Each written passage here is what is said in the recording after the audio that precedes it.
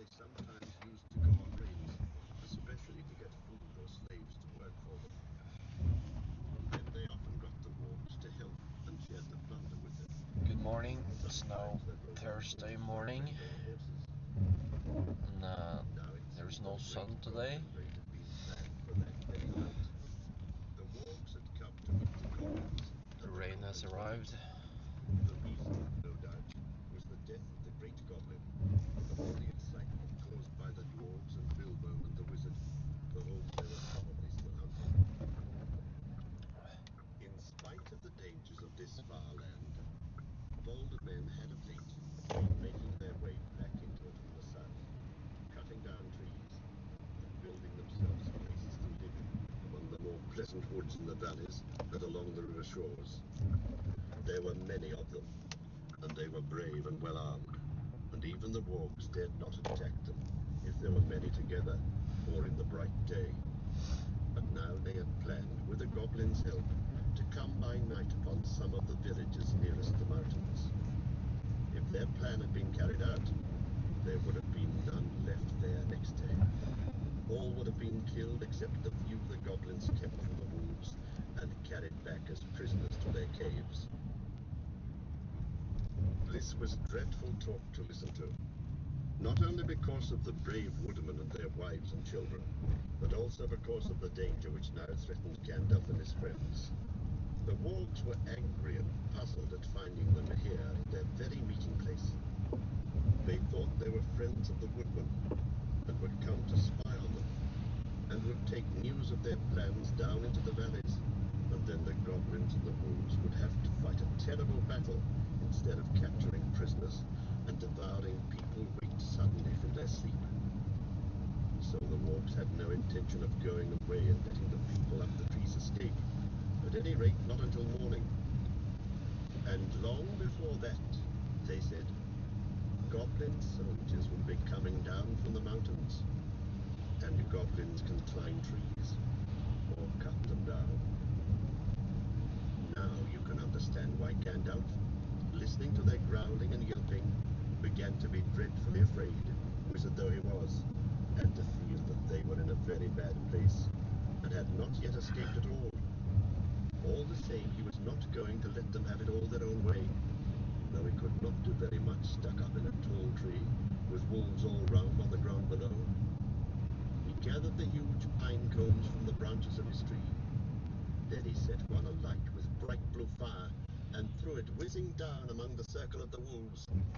It struck one on the back, and immediately his shaggy coat caught fire, and he was leaping to and fro, yelping horribly.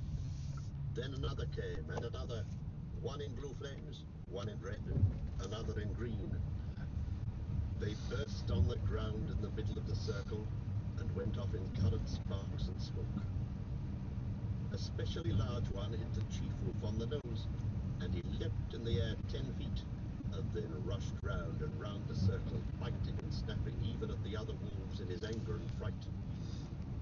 The dwarves and Bilbo shouted and cheered. The rage of the wolves was terrible to see, and the commotion they made filled all the forest. Wolves are afraid of fire at all times, but this was a most horrible and uncanny fire.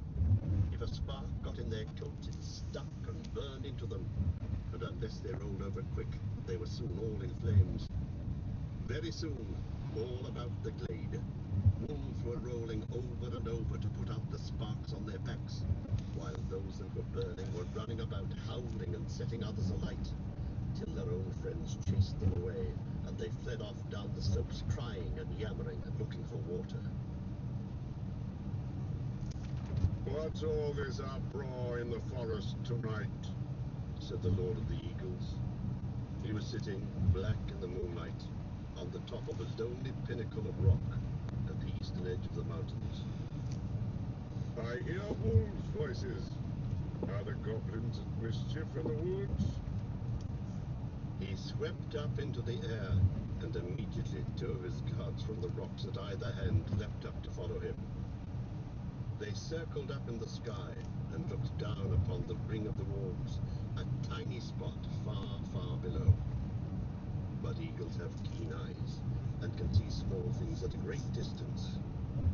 The Lord Lord of the Eagles of the Misty Mountains had eyes that could look at the sun unblinking and could see a rabbit moving on the ground a mile below, even in the moonlight. So though he could not see the people in the trees, he could make out the commotion among the wolves and see the tiny flashes of fire and hear the howling and yelping come up faint from far beneath him. Also, he could see the glint of the moon on goblin spears and helmets, as long lines of the wicked folk crept down the hillsides from their gate and wound into the wood. Eagles are not kindly birds. Some are cowardly and cruel. But the ancient race of the northern mountains were the greatest of all birds. They were proud and strong and noble-hearted. They did not love goblins or fear them. When they took any notice of them at all, which was seldom, for they didn't eat such creatures, they swooped on them and drove them shrieking back to their caves and stopped whatever wickedness they were doing. The goblins hated the eagles and feared them, but could not reach their lofty seats or drive them from the mountains. Tonight the Lord of the Eagles was filled with curiosity to know what was afoot. So he summoned many other eagles to him. Oh, and they BRB, flew I'm away just from gonna the deliver a mountains, package. slowly circling ever round and round. Out in the rain.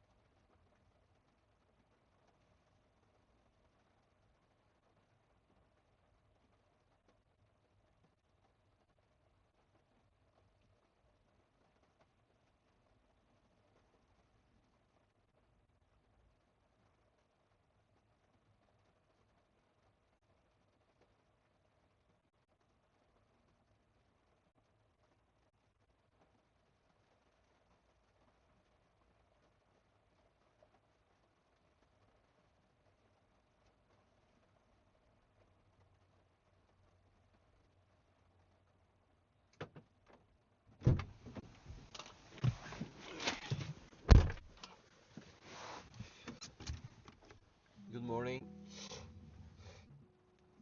You think it's beautiful even though it's raining?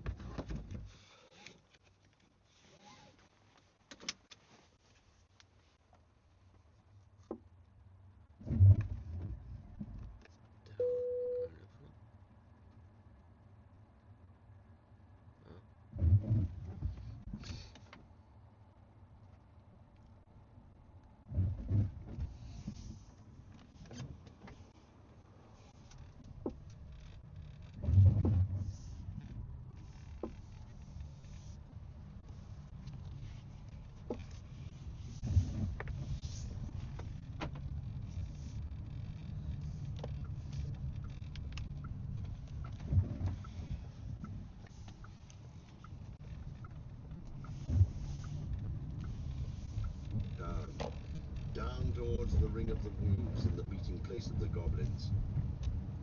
A very good thing, too. Dreadful things had been going on down there. The wolves that had caught fire and fled into the forest had set it alight in several places. It was high summer, and on this eastern side of the mountains there had been little rain for some time. Yellowing bracken, fallen branches, deep-piled pine needles, and here and there dead trees were soon in flames. All round the clearing of the wolves fire was leaping, but the wolf guards did not leave the trees. Maddened and angry, they were leaping and howling round the trunks, and cursing the dwarves in their horrible language, with their tongues hanging out, and their eyes shining as red and fierce as the flames. Then suddenly, goblins came running up, yelling. They thought a battle with the woodmen was going on, but they soon learned what had really happened. Some of them actually sat down and laughed. Others waved their spears and clashed the shafts against their shields.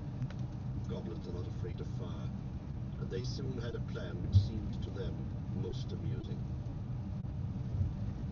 Some got all the wolves together in a pack.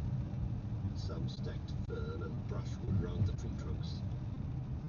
Others rushed round and stamped and beat and stamped, until nearly all the flames were put out. But they did not put out the fire nearest to the trees where the dwarves were. That fire they fed with leaves and dead branches and bracken.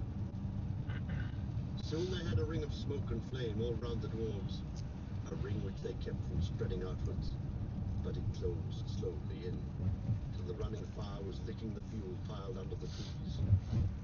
Smoke was in Bilbo's eyes. He could feel the heat of the flames, and through the leak he could see the goblins dancing round and round in a circle like people round a midsummer bonfire. Outside the ring of dancing warriors with spears and axes stood the wolves at a respectful distance, watching and waiting. He could hear the goblins beginning a horrible song. 15 birds in 5 fir trees, their feathers were fanned in a fiery breeze. But funny little birds, they had no wings. Oh, what shall we do with the funny little things? Roast them alive or stew them in a pot. Fry them, boil them, and eat them hot. Then they stopped and shouted out, Fly away, little birds, fly away if you can. Come down, little birds, or you'll get roasted in your nests. Sing, sing, little birds, why don't you sing? Go away, little boys, shouted Gandalf in answer. It isn't bird nesting time. Also, naughty little boys that play with fire get punished. He said it to make them angry, and to show them he was not frightened of them, though of course he was, wizard though he was. But they took no notice, and they went on singing. Burn, burn, tree and fern, shrivel and scorch, a fizzling torch to light the night for our delight. Yahee! Bake and toast and fry and roast until beards blaze and eyes glaze, till hair melts and skins crack, fat melts and bones black in cinders lie beneath the sky, so dwarves shall die, and light the night for a delight.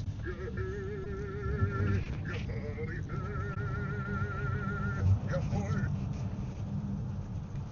And with that, Yahoy, the flames were under Gandalf's tree. In a moment it spread to the others. The bark caught fire, the lower branches cracked. Then Gandalf climbed to the top of his tree. The sudden splendor flashed from his wand like lightning as he got ready to spring down from on high, right among the spears of the goblins. That would have been the end of him, though he would probably have killed many of them as he came hurtling down like a thunderbolt. But he never leapt. Just at that moment, the Lord of the Eagles swept down from above, seized him in his talons, and was gone. There was a howl of anger and surprise from the goblins. Loud cried the Lord of the Eagles, to whom Gandalf had now spoken. Back swept the great birds that were with him, and down they came like huge black shadows. The wolves yammered and gnashed their teeth. The goblins yelled and stamped with rage, and flung their heavy spears in the air in vain. Over them swooped the eagles. The dark rush of their beating wings smote them to the floor, or drove them far away. Their talons tore at goblin faces. Other birds flew to the treetops and seized the dwarves, who were scrambling up now as far as ever they dared to go. Poor little Bilbo was very nearly left behind again. He just managed to catch hold of Dory's legs, as Dory was borne off last of all, and they went together above the tumult and the burning, Bilbo swinging in the air with his arms nearly breaking. Now far below, the goblins and the wolves were scattering far and wide in the woods. A few eagles were still circling and sweeping above the battleground. The flames about the trees sprang suddenly up above the highest branches. They went up in crackling fire. There was a sudden flurry of sparks and smoke. Bilbo had escaped. Hei, Siri. Hei, Siri. Faen da. Kjør til Tåsen terrasse. Henter veibeskrivelse til Tåsen terrasse, Oslo.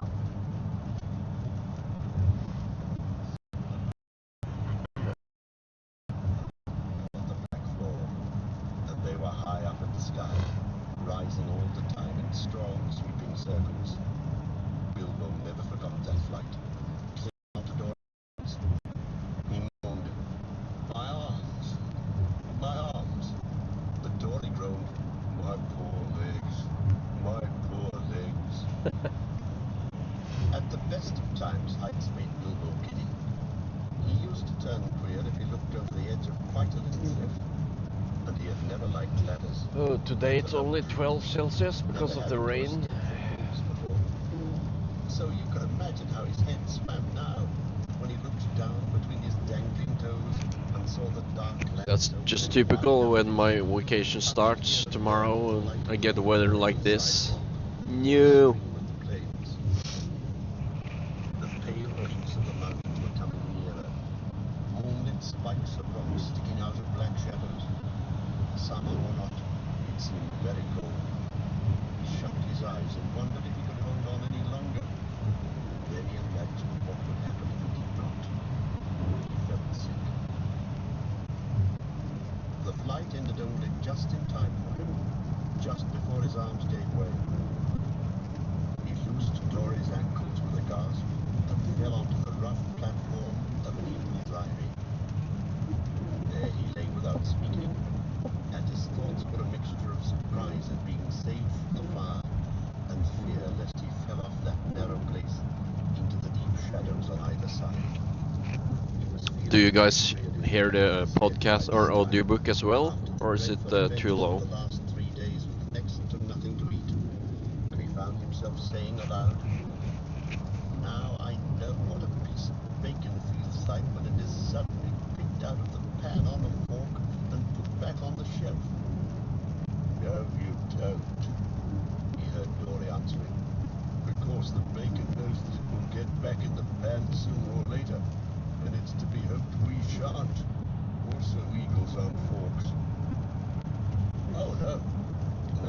like storks, folks.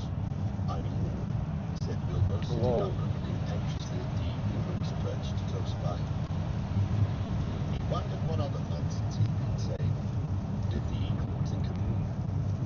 You ought not to be rude to an eagle when you're only the size of a hobbit and are up in his eyrie at night. The eagle only sharpened his beak on a stone and trimmed his feathers. I guess that truck driver doesn't care about speed Soon limits. another eagle flew up. The Lord of the Eagles bids you to bring your prisoners to the great shelf. He cried, and was off again. The other seized Tor in his claws and flew away with him into the night, leaving Bilbo all alone. He had just strength to wonder what the messenger had meant by prisoners, and to begin to think of being torn up for supper like a rabbit, when his own turn came. The eagle came back, seized him in his talons by the back of his coat, and swooped off. This time he flew only a short way.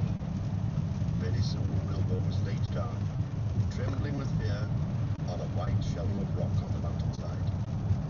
There was no path down onto it save by flying, and no path down off it except by jumping over a precipice. There he found all the others sitting with their backs to the mountain wall. The Lord of the Eagles also was there, and was speaking to Gandalf. It seemed that Bilbo was not going to be eaten after all. The wizard and the Eagle Lord appeared to know one another slightly, and even to be on friendly terms. As a matter of fact, Gandalf, who had often been in the mountains, had once rendered a service to the Eagles and healed their lord from an arrow wound. So you see, prisoners had meant prisoners rescued from the goblins only, and not captives of the Eagles. As Bilbo listened to the talk of Gandalf, he realized that at last they were going to escape really and truly from the dreadful mountains. He was discussing plans with the great eagle for carrying the dwarves and himself and Bilbo far away and setting them down well on their journey across the plains below. The Lord of the Eagles would not take them anywhere near where men lived. They would shoot at us with their great bows of yew, He said, They would think we were after their sheep, and at other times they would be right. No, we are glad to cheat the goblins of their sport, and glad to repay our thanks to you, but we will not risk ourselves for dwarves in the southward plains. very well, said Gandalf. Take us where and as far as you will. We are already deeply obliged to you, but in the meantime we are famished with hunger. I am nearly dead of it, said Bilbo in a weak voice that nobody heard. That can perhaps be mended, Said the Lord of the Eagles. Later on, you might have seen a bright fire on the shelf of rock, and the figures of the dwarves round it cooking and making a fine roasting smell. The eagles had brought up dried boughs for fuel, and they had brought rabbits, hares, and a small sheep. The dwarves managed all the preparations. Bilbo was too weak to help, and anyway he was not much good at skinning a rabbit or cutting up meat, being used to having it delivered by the butcher all ready to cook. Gandalf, too, was lying down after doing his part in setting the fire going, since Oin and Gloin had lost their tinder boxes. Dwarves have never taken to matches even yet. So ended the adventure of the Misty Mountains. Soon Bilbo's stomach was feeling full and comfortable again, and he felt he could sleep contentedly, though really he would have liked a loaf of butter better than bits of meat roasted on sticks. He slept curled up on the hard rock, more soundly than ever he had done on his feather bed in his own little home at home. But all night he dreamed of his own house, and wandered in his sleep into all his different rooms, looking for something that he could not find, nor remember what it looked like. Chapter 7. Queer Lodgings. The next morning, Bilbo woke up with the early sun in his eyes. He jumped up to look at the time and to go and put his kettle on, and found he was not at home at all. So he sat down and wished in vain for a wash and a brush. He did not get either, nor tea, nor toast, nor bacon for his breakfast, only cold mutton and rabbit. And after that he had to get ready for a fresh start. This time he was allowed to climb onto an eagle's back and cling between his wings. The air rushed over him and he shut his eyes. The dwarves were crying farewells and promised to repay the Lord of the Eagles if ever they could. As off rose 15 great birds from the mountainside. The sun was still close to the eastern edge of things. The morning was cool, and mists were in the valleys and hollows, twined here and there about the peaks. So we're now driving in Oslo, or coming to, Bilbo opened an eye to yeah, just the outskirts, I guess. But already high up, and the world was far away, and the mountains were this falling place back is called behind him. Økern, which is like Shut his eyes again has a lot and of held on tighter. buildings that are gonna be demolished and rebuilt, so they can be apartments in the upper. This one you see straight ahead, for example, What is finer than flying? has like people living Bilbo would have liked to say. at from second or maybe third floor and up, and below that is like Bilbo would have liked to kindergartens or some kind of stores. So a lot of the area is gonna be like that. Breakfast on the lawn afterwards, but he thought it better to say nothing at all. And of course, one apartment block has maybe 40% coverage for a park The eagles must have seen the cars. Not everyone gets their great height, their own. for they began to go down a circling round Okay. in great spirals. They did this for a long while. Yeah, so not everyone can have a car, The earth was much nearer, which is crazy to me. I would never have an apartment or building without the ability to park my car. but cropping out of the But okay, I guess if you the path of live in a city, you don't. Yeah, your mind is something else than mine. almost a hill of stone, like a last outpost of the distant mountains, or a huge piece cast miles into the plain by some giant among giants. Quickly now, to the top of this rock, the eagles swooped one by one and set down their passengers. Farewell, they cried.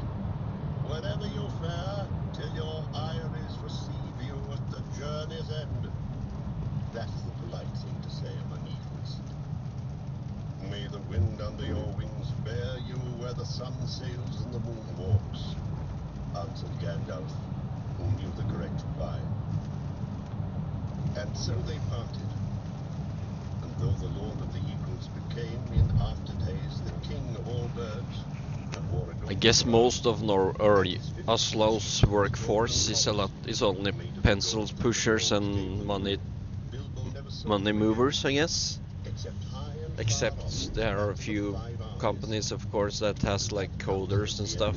We will say no more about it just now. But yeah, not really much value There being was a made flat here space on the top of the hill of stone and a well-worn compared path to with many the rest of steps Norway. leading down it to the river, across which a ford of huge flat stones led to the grassland beyond the stream.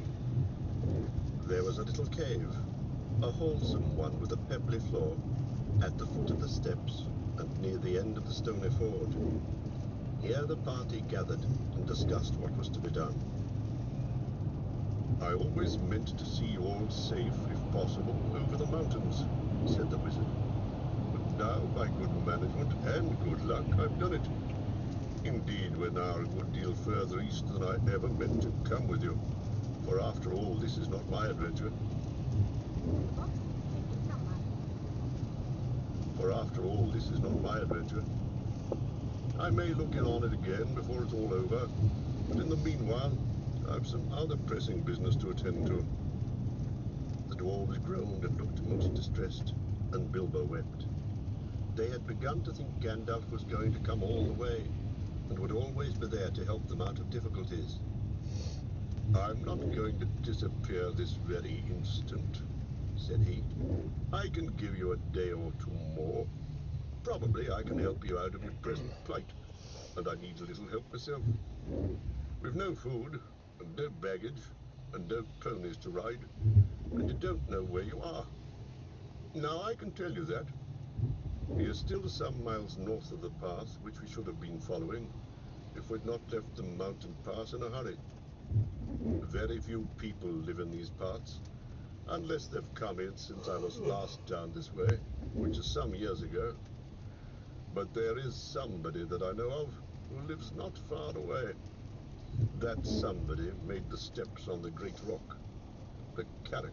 Oh, the next Minecraft update looks tempting to try with their little copper robots. No good waiting for him. In fact, it would be very dangerous. We must go and find him.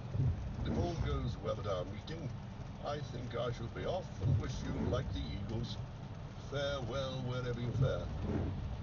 They begged him not to leave them.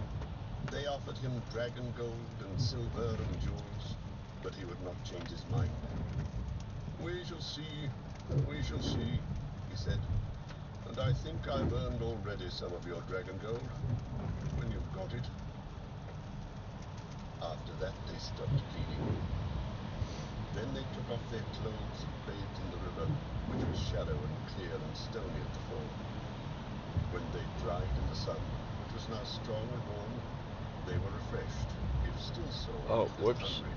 I should have Soon they crossed the ford, carrying the hobbit, taken that then began exit. to march through the long green grass and down the line to the white-armed oaks and the tall elms. And why is it called the Carrack? Asked Bilbo as he went along the opposite side. He called it the Carrack because Carrack is his word for it.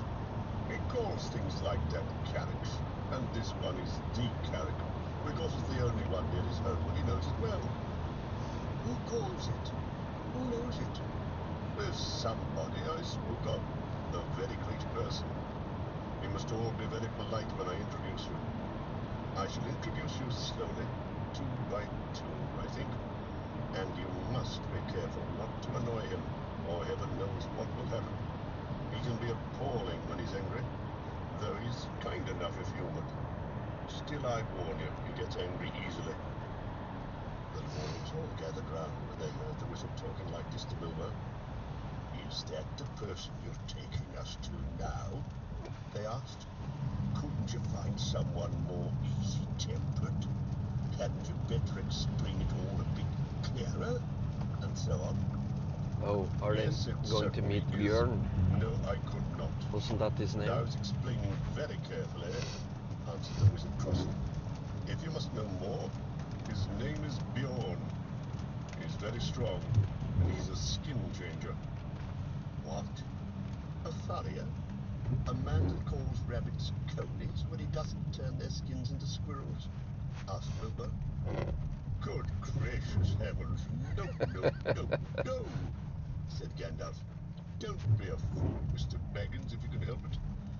And in the name of all wonder, don't mention the word furrier again as long as you're within 100 miles of his house. Nor rug, cape, tippet, muff, nor any other such unfortunate word. He is a skin changer. He changes his skin. Sometimes he's a huge black bear. Sometimes he's a great, strong, black-haired man with huge arms and a great beard. I cannot tell you much more, though that ought to be enough. Some say that he's a bear descended from the great and ancient bears of the mountains that lived there before the giants came.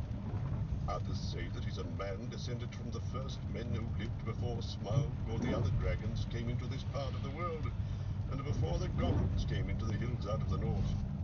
I cannot say, though I fancy the last is the true tale. He's not the sort of person to ask questions of. At any rate, he's under no enchantment but his own. He lives in an oak wood and has a great wooden house. And as a man he keeps cattle and horses which are nearly as marvellous as himself. They work for him and talk to him. He doesn't eat them, neither does he hunt or eat wild animals. He keeps hives and hives of great fierce bees and lives most on cream and honey. As a bear he ranges far and wide. I once saw him sitting all alone on the top of the Carrick at night, watching the moon sinking towards the misty mountains, and I heard him growl in the tongue Well, of bears. I had to take a detour since I messed up. I forgot to take the exit, so... That is why I believe he once came from the mountains himself. Bilbo and the dwarves had now plenty to think about, and they asked no more questions. They still I'm had gonna long way help to a walk the customer. There he has some down sockets lane they that traveled. aren't It connected grew to very Earth, so I'm gonna Sometimes change they rested those. under the trees, So and everything then in his Bilbo felt so hungry apartment, that he would he's have gonna eaten rent acorns out his if any had been ripe enough yet to socket have fallen has to the ground. sockets It with was the middle of the afternoon before they Earth noticed connection that as well, patches of flowers had begun to spring up, all the same since kinds it's growing not allowed to have a together as if they had mixed been planted. a Especially mix of was sockets clover, in the same room. waving patches of coxcomb clover and purple clover and wild Apparently he stretches of purchased broad everything white we need, honeysuckle so I just clover. need to arrive and There do was the a stuff. buzzing and a whirring and a droning in the air. He's Bees were busy everywhere, and such what you bees. call it? Bilbo had never seen anything like them. I guess he has some kind of If one was to OCD, sting I me, guess. he thought, I He's should a swell up as good big customer. again as I am. They were bigger than hornets. The drones were bigger than your thumb, a good deal, and the bands of yellow on their deep black bodies shone like fiery gold. We are getting near. This area is called Tåsen, which, We're on the edge of his bee pastures. yeah, as you can see, there's a lot of big houses After a while, they came to a belt of and long, very ancient oaks, not many apartment and buildings. beyond these to a high thorn hedge, through which you could neither see nor I guess a scratch. lot of these houses are from You had better wait 1940s here, and said the wizard to the older. dwarves. No, And young. when I call or whistle, begin to come after Most me. of them are probably You can from see the way I 80s, go, though. but only in pairs, mind. About 5 minutes between each pair of you. Bomber is fattest, and will do for two. He had better come alone at last. Come on, Mr. Baggins. There's a gate somewhere round this way. And with that he went off along the hedge, taking the frightened hobbit with him. They soon came to a wooden gate, high and broad, beyond which they could see gardens and a cluster of low wooden buildings, some thatched and made of unshaped logs, barns, stables, sheds, and a long, low wooden house. Inside, on the southward side of the great hedge, were rows and rows of hives with bell-shaped tops made of straw. The noise of the giant bees flying to and fro and crawling in and out filled all the air. The wizard and the hobbit pushed open the heavy creaking gate and went down a wide track towards the house. Some horses, very sleek and well-groomed, trotted up across the grass and looked at them intently with very Well, I intelligent arrived faces. just when I needed Then to. off they galloped to the Said I building. was gonna arrive at around 8, They've so gone to it's tell him of the arrival 10 of minutes. strangers. Said Gandalf. 10 minutes before Soon 8, so they that's reached a perfect. courtyard, 3 walls of which were formed by the wooden house and its 2 long wings. In the middle there was lying a great oak trunk with many lopped branches beside it. Standing near was a huge man with a thick black beard and hair, and great bare arms and legs with knotted muscles. He was clothed in a tunic of wool down to his knees, and was leaning on a large axe. The horses were standing by him. Is with my their noses microphone to still stone. working? Ah, here they are, he said to the horses. They don't look dangerous. You can be off. He laughed a great rolling laugh, put down his axe and came forward. Who are you, and what do you want? He asked gruffly, standing in front of them and towering tall above Gandalf. As for Bilbo, he could easily have trotted through his legs without ducking his head to miss the fringe of the man's brown tunic. I am Gandalf. Said the wizard. Never heard of him. Growled the man. And what's this little fellow? He said, stooping down to frown at the hobbit with his bushy eyebrows.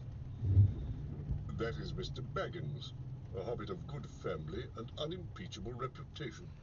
Said Well, Gandalf. I will see you guys later when I'm Bilbo going laughed. home.